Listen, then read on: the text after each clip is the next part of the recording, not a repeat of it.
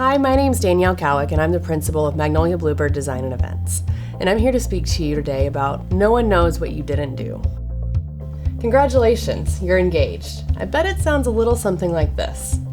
Congratulations! Oh my gosh, when's your date? Where are you getting married? Have you picked a DJ or a band? You have to call my friend. The caterer, totally awesome. Just breathe. It's all gonna be fine. In the 10 plus years that I've been planning weddings and events, the single best piece of advice that I've ever heard and that I'm going to share with you today is no one knows what you didn't do. So choose to focus on the positive.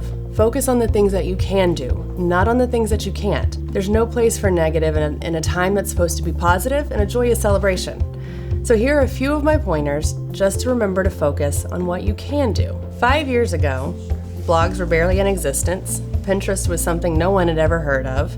Of course, there were magazines, your friends, your family, all of those other opinions that you've heard. But remember, they're there for inspiration, not to copy.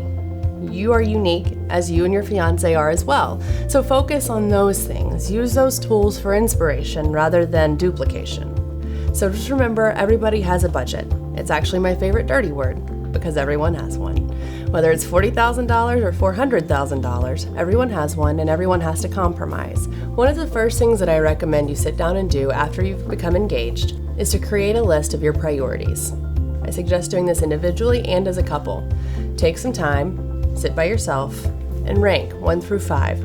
What's the most important thing for you on the day of your wedding? Is it catering? Is it food and beverage? Is it the energy of the day? It's different for everyone.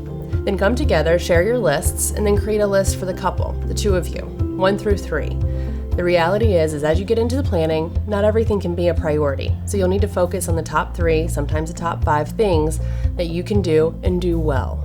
For a real life example of what I'm talking about, and a really easy way to see several differences that can save you big bucks, visit our friends over at partyrental.com. They have a blog feature called Crave versus Save, and what that is the same place setting presented 2 different ways. One of those place settings will feature 1 to 2 base plates, an upgraded stemware, a fancier napkin, probably linen hem stitch or something with a detail, some upgraded flatware, a fancier votive, and then of course whether that's a Chiavari chair, the ghost chair, or a different chair that you've been coveting on Pinterest. It's all going to be there, and it's beautiful. The second place setting is going to show you a very similar look, but with a scaled back version. Maybe it's just 1 base plate. Maybe it's a basic white plate versus the upgraded edge. Maybe it's a standard glassware versus the silver rimmed.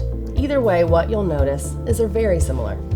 But the cost difference can sometimes be $5, $10, $15, even more, $25 per place setting per person. I know how easy it is to get caught up with all of the beautiful blogs, the fancy magazines, Pinterest, your friends. I'm sure everyone in your life has an opinion. It's easy to get overwhelmed. It's easy to want everything. It's easy to pin everything. It's easy to have 4,000 photos on your inspiration board. But believe me, you have to narrow it down and you have to focus on the things that you can have, not on the things that you cannot. And just remember, no one knows what you didn't do. Thank you for watching my tips, and congratulations once again.